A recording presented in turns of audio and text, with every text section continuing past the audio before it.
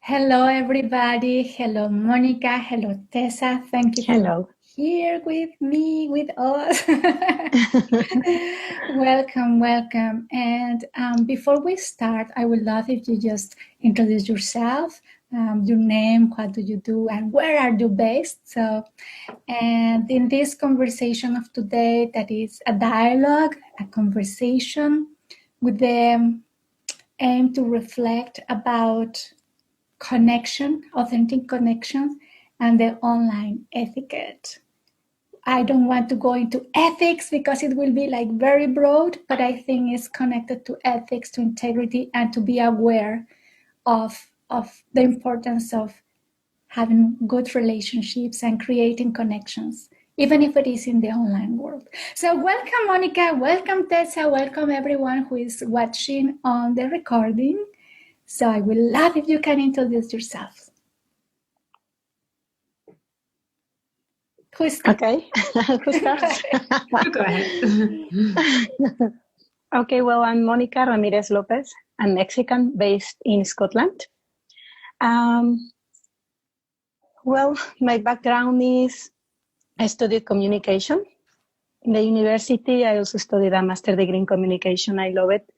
And have experience in the world of education. I had the opportunity to teach from elementary school to university.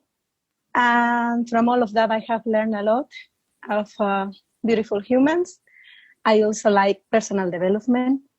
And right now, I'm working as a learning assistant in elementary school in Scotland.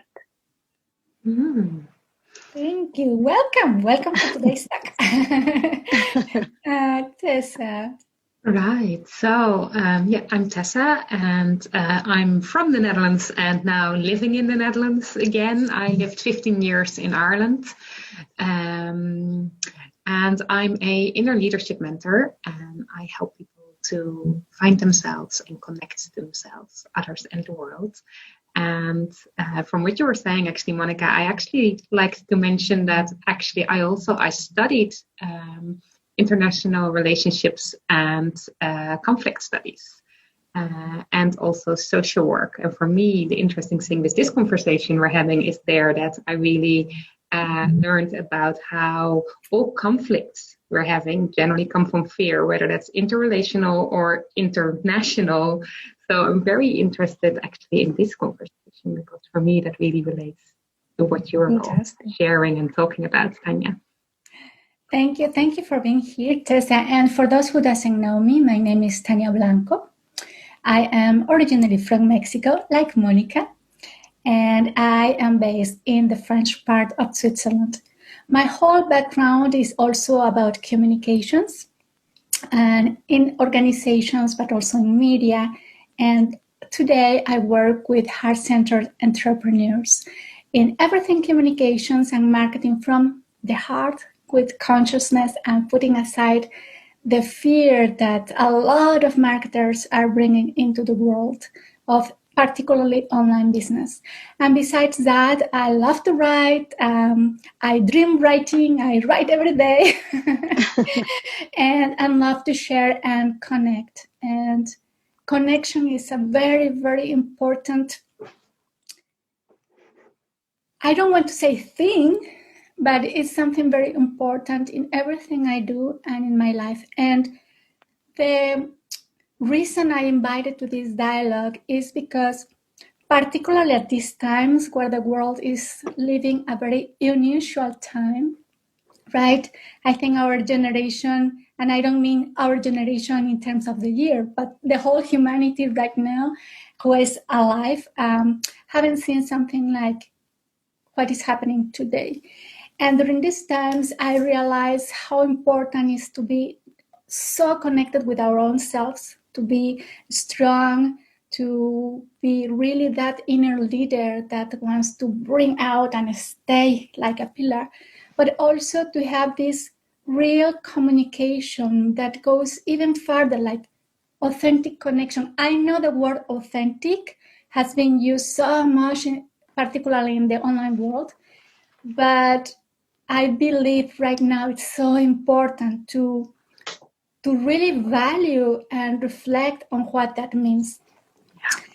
And the reason also I invited to this conversation, it was because a personal experience, something that has been happening in my world lately. And let me just share it in this way. I am part of several business programs and entrepreneurial groups. And in the latest days, when all this effervescence about what we do, what we should do in terms of business, in terms of our own lives, according to what is happening into the world, a lot of businesses are like pivoting and doing a lot of things to stay alive, to be visible. And it's beautiful, right? It's beautiful. But at the same time, I was observing and being witness, and I don't know if you have witnessed this, Monica and Tessa, this wave of almost go, go, go with this kind of energy of almost fear, like the fear of missing out of the opportunity, right? And a lot of us in the entrepreneurial world, we have been also being very enthusiastic. And many of us, you, Tessa, I know you, Monica, I know myself, we have been doing also a lot of things for our communities to stay connected and to help them to maintain this strength, inner strength, regardless of what is our business about. And what happened is, lately, I started receiving a lot of information that I didn't ask for, like connections, even if it was even out of the rules of certain of the groups I am part of, like people so enthusiastic with their new offers and with these things they are doing right now to pivot their businesses, that I started receiving messages through Messenger, through Facebook, like offering services, and like all this. And I was like, oh, it happened also before. And I understand it. I don't take it personal. But this time it occurred to me that probably it was connected to the situation, what is happening around the world, because it was not one, not two, not three. There were several, several ones. And then also, in a couple of days, several people asked me for friendship on Facebook, and I accept them because we are part of certain groups. We share certain groups, either from businesses, either from e-learning.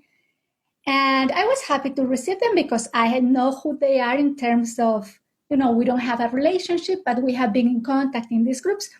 And suddenly they come, and then not even 24 hours later, they are asking me to like their pages, to go to their websites. And I said, well, myself, I have asked also to my friends to like my pages, but I don't do it like less than 24 hours. And even if I don't know the person, we are starting this relationship. So that fired me up, and I was reflecting a lot about connection. And since all the things we have been doing, for those who have been in my world, I love to talk about connection and creating this space. I thought, oh, maybe it's time for me to say something and to open a conversation about it, not from the critical point of view, but to invite the conversation into consciousness, into what are we doing and why. So this is the background why I invited to this dialogue. So I would love to hear about you regarding this topic, and what is your way of seeing it, feeling it, and thinking about it.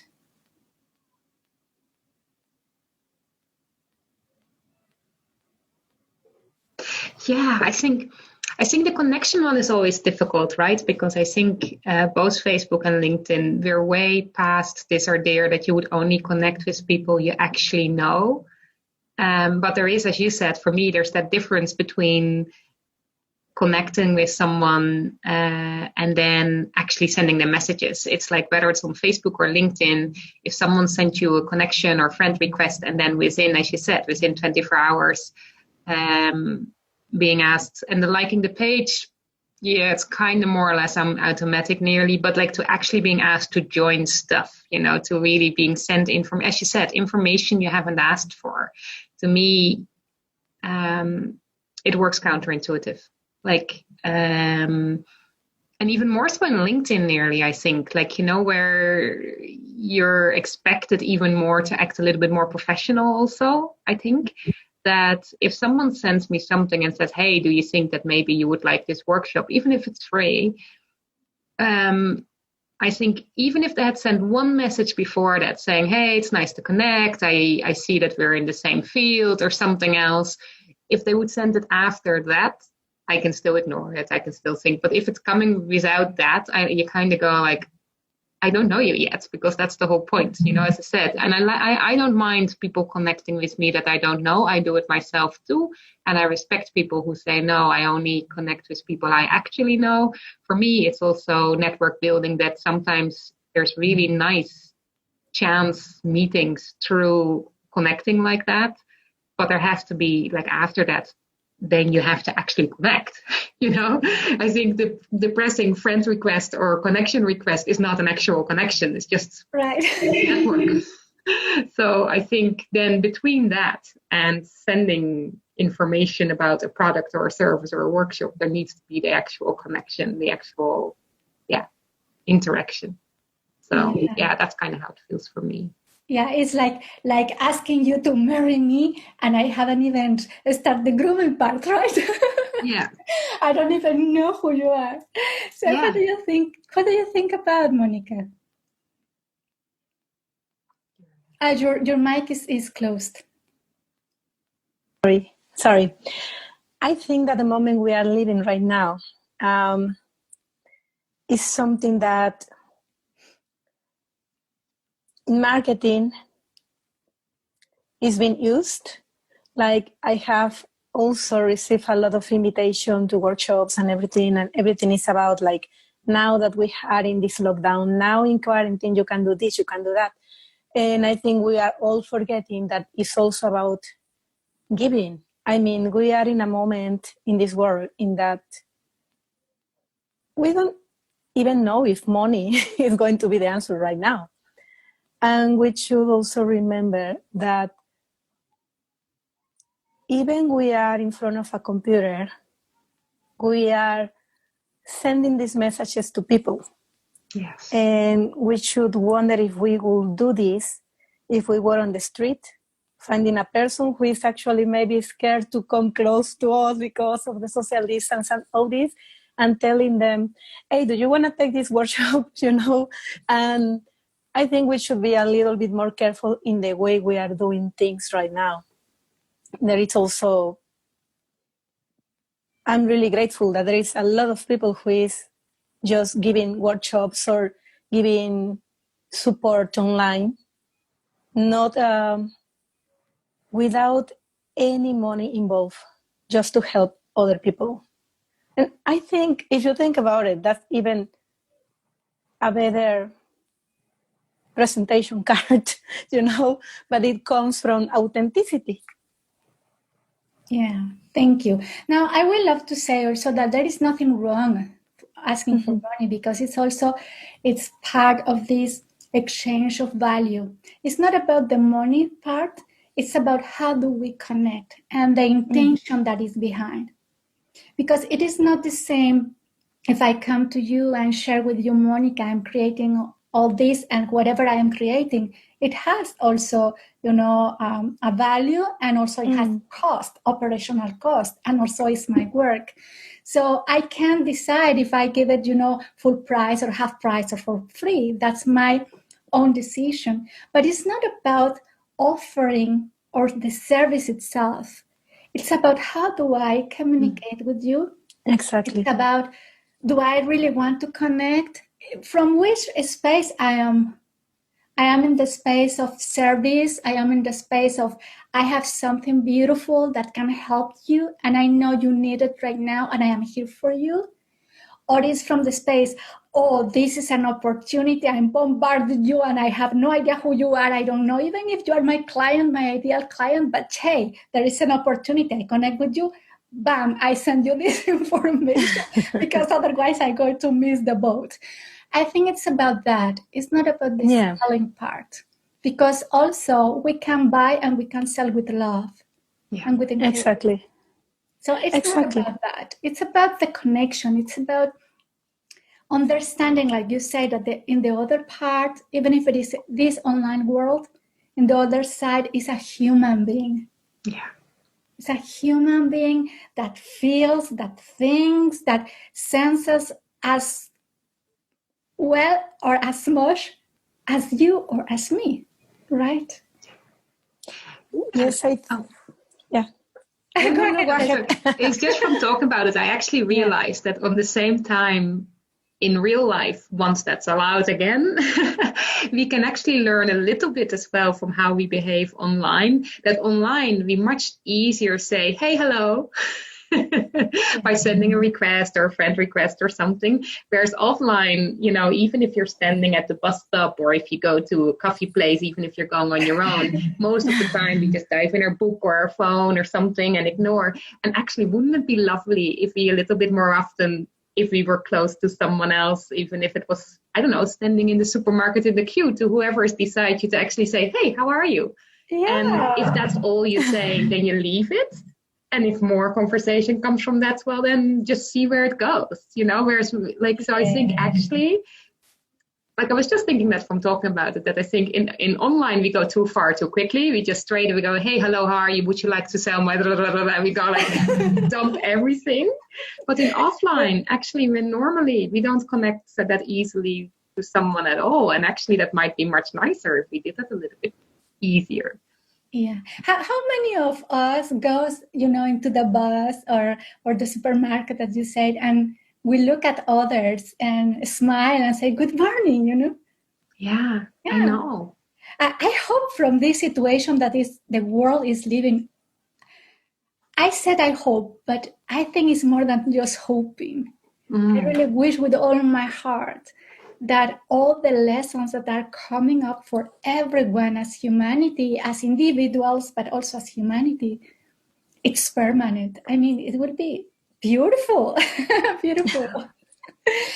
Ladies, what do you think about, have you heard the word online etiquette or netiquette? Have you heard about it? What's the last one? Netiquette. Okay. No, I hadn't heard the word online etiquette, yes, but netiquette, no. Netiquette. Yeah. Have you heard about that before? I heard about netiquette, like the norms about communication online. It's just like what you were just saying, okay, there is nothing wrong with selling because we do it all the time. But it's how we do it. It's something that in which you can use modals, you can use manners, you can use ethics. So netiquette, for what I understood, has to do with all this. Yeah. To connect from a place of respect. Yes.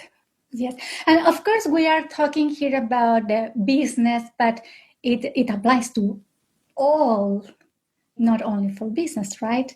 And I think in private life and we as communicators, we know Tessa, Monica, and myself, and I'm sure all of you also knows this, that as a mass, as a group that has no form when we are online, like we see this on forums when there is like something and everyone goes into opinions, and sometimes it's like, because we are online, I say we, even if I don't do it, but I say we like an expression of society. We say things that in real life maybe we will never say, or we don't have the courage to say, right? So what do you think about netiquette or the etiquette online, Tessa? Sorry, from the netiquette. Yeah. I think it's interesting, and I actually think it works both ways as well, because I do think like there's some people, as you said, like, who see an opportunity, or they just don't seem to care. But I do think there's also a lot of people who kind of do it accidentally. They just don't think about it. And one thing I've seen happening, like this was, for instance, in a group around LinkedIn, where what people started to do, they started to screenshot if someone had, for instance, sent such an inappropriate kind of marketing message, and they would go like, oh my God, can't believe that, someone would respond like this. And to me, that felt a little bit wrong as well. Yeah. Because I was like, there's also a responsibility that if we have this awareness, if we, like, as you said, we try not to do it. And I say try not to do it because when you said things, I think, I think I may have sent also a friend request sometimes. I think we all have made mistakes, huh? Yeah, but I think in general, all of them. But I think in general, we are trying to be really aware and act consciously and as you said, authentically around this.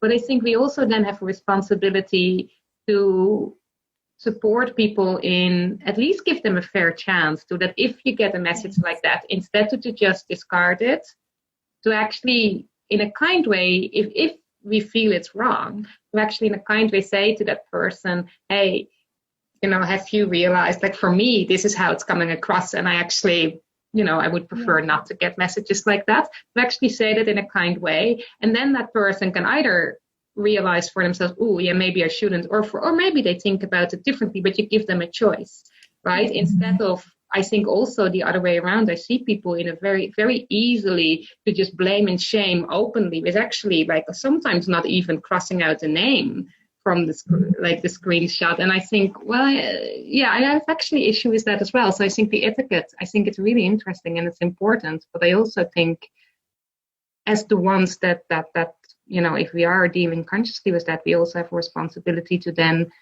to kind of show people what we think is the way it should be done in a kind way. I completely agree with you. And I have even started doing something in my private Facebook, my private space.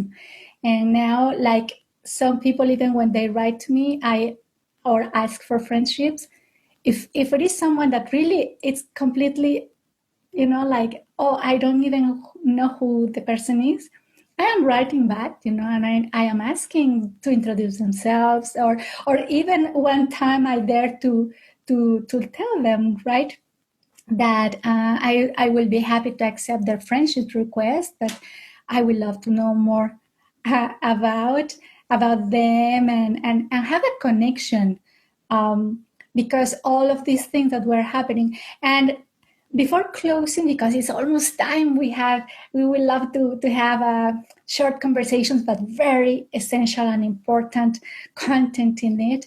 And thank you, Monica and Tessa, for being here for that. I just want to share that, yes, I completely agree with you, Tessa. And I remember when it came like a boom in the last weeks, I really, really put myself in this space of, okay, I don't take it wrong, but I have to say something. I have to share it. I have the choice. Do I share it from the blaming space, or I share it from the love and compassion space? So I decided to do it in this other space that this is more aligned to my way of doing things. That doesn't mean that sometimes I explode, right? Everybody can. And so I decided to share it, and I share it even in some of the groups where this was happening, or from where people was coming. And I remember some people saying, you should report that person. No, this is not right. This is wrong. And I completely agree that if there are rules and they are broken, but it was not my job to show who they were, or to put them like they were the bad girls or the bad boys, because that's not what I wanted. What I wanted was just to bring the conversation about, hey, what are we doing? What are we doing? And don't have this feeling of, I'm going to miss out. Maybe I'm not your ideal client, right? And so trust that out there are many people who are looking and praying to find you. Yeah. And so what we need to do is to show up in our own way, how it feels good and correct for us, and continue doing our work and serve and create this connection, communication that creates and opens dialogues so we can really start having relationships and not just transactions. Yeah. What do you think? And which will be your last words before we go and say goodbye for today? Well, I think that that's exactly it. We have to think that behind of the screens there is a person, there is a professionist as well, there is a business perhaps, but we are still communicating and saying a lot from ourselves. And from the other side, the ones who are receiving the messages, we also should try to not take it personal and just move on from that and think, just like you said, Tania, that maybe that's not the ideal client or you just didn't connect, and move on. Depends from the place that you do it. Otherwise, you will never be able to continue with your purpose, with your goal, with your business, and you really need to be careful to not stay in that conflict online, because there is always people who is going to make comments to everybody, and it happens because we don't see the person, and maybe it comes like a place in which we believe that we can say whatever we want, and that's the place for that, and we are forgetting that there is somebody behind of the screen. Yeah. Thank you, Monica. And Tessa. Thank you. Yeah, I fully agree with Monica, and also I think you hit the nail on the head with that. Like it's about that place that you're coming from. So I think for me, it's again to always, whether you're offline or online, to really for yourself go into that space of being fully open, aware, conscious, and then choose to act with compassion, both for yourself and others. Because I think the other way, like very often what you mentioned, Monica, around also not taking it personally, sometimes in the way we react to someone else's action or comment or whatever it is, if we are honest, it's also about our own fear of rejection or how we're coming across. So I think it's very important to be aware of that as well, and to really notice where it is that you're really reacting to whatever the other person did, or whether your reaction is actually maybe based on what it did within you, and to see that, and also be honest to yourself, but also to the other person about that. And I think also, if you react with compassion to the other person, if you choose to act from love and compassion, that's also for yourself, because this feeling of like, oh my God, look what they did, and geez, I can't believe that someone reacted like that, that feeling is also not nice for yourself. Whereas if you actually can see, as you said, Monica, see the other person as a person behind the screen, behind the messages, and you try to act with love and understanding to them, your reaction, it also actually makes sure that you feel more love and compassion as well, instead of this irritation. So you're actually helping yourself as well that way, I think. Isn't that wonderful that we can be mirrors for others and others can be mirrors for us? Yeah. So thank you, Tessa. Thank you, Monica, for being here with me and opening this dialogue. And for all of you who are watching the replay, please share your points of view. What do you feel about it? And if this conversation was useful to you, and I am pretty sure you have something else to share, because in each one of us, there is an inner leader that has lots of wisdom. So until next dialogue, and see you soon. Thank you, Tania.